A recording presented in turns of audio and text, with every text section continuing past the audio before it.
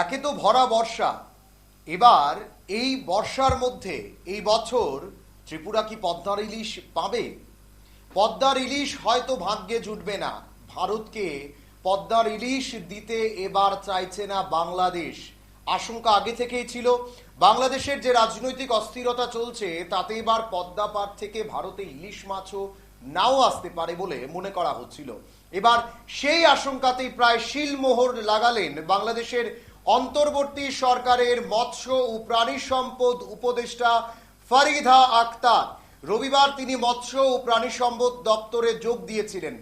আর যোগ দিয়েই ফারিদা আক্তার জানিয়েছেন, ইলিশ মাছ প্রাপ্তিতে তিনি আগে বাংলাদেশের মানুষকে গুরুত্ব দিতে চান, রফতানির কথা পরে ভাবা যাবে। বাংলাদেশের মৎস্য ও প্রাণী সম্পদ উপদেষ্টা বলেন, দেশের মানুষকে না খাইয়ে ইলিশ বাইরে পাঠানো আমি কোনোভাবেই অনুমোদন দেব না। দেশবাসী ইলিশ খেতে পারে না, পাবে না, আর বিদেশে রফতানি হবে এটা হতেই পারে না। রফতানির চেয়ে আমাদের বেশি চেষ্টা করতে হবে যেন দেশের মানুষ ইলিশ মাছটা পায়। আগে দেশকে গুরুত্ব দিতে হবে, তারপর রপ্তানি হবে। এভাবেই নিজের বক্তব্য রেখেছেন বাংলাদেশের মৎস্য বিষয়ক দপ্তরের যিনি উপদেষ্টা রয়েছেন বর্তমানে। ভারতে ইলিশ পাঠানোর বিষয়ে বাংলাদেশের সঙ্গে কোনো চুক্তি নেই। বাংলাদেশের প্রাক্তন প্রধানমন্ত্রী শেখ হাসিনার সরকার ইলিশ রফতানিতে নিষেধাজ্ঞাও আরোপ করেছিল। বস্তুত 2012 সাল থেকেই বাংলাদেশের নিজস্ব ইলিশের চাহিদা মেটাতে এবং ছোট আকারের ইলিশ মাছ ধরা ও তার বিক্রি রোধ করতে ইলিশ রফতানি বন্ধ করে দিয়েছিল বাংলাদেশ। তবে ঐতিহ্যগতভাবে আগস্ট থেকে অক্টোবরের মধ্যে উপহার হিসেবে ভারতে ইলিশ পাঠাতেন হাসিনা। এটাকে দুই দেশের মধ্যে শুভেচ্ছা বিনিময় হিসেবে দেখা হতো। সাধারণত পেট্রোপোল সীমান্ত দিয়ে বাংলাদেশ থেকে পশ্চিমবঙ্গে ইলিশ আসে।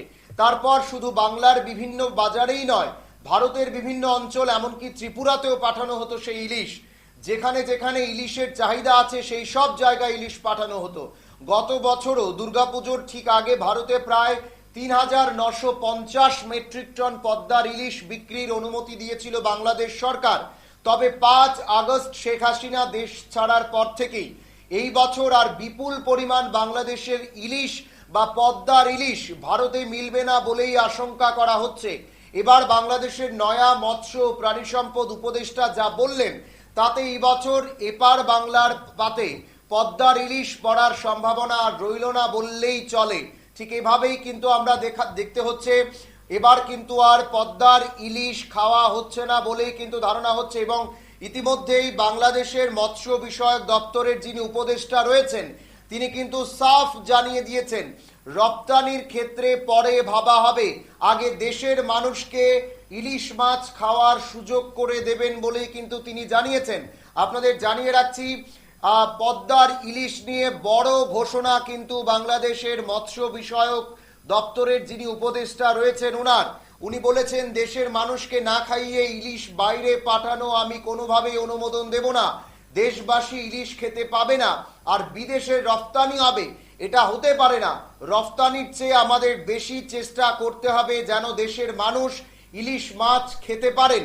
আগে দেশকে গুরুত্ব দিতে হবে, এরপর রপ্তানি হবে।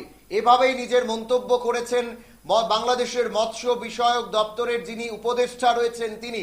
ফারিদা আক্তারের এই বক্তব্যের পর নিঃসন্দেহে দেশের এবং ত্রিপুরার মৎস্য প্রেমীদের মাথায় কিন্তু ভাঁজ পড়ল, আর বলার অপেক্ষা রাখছে না।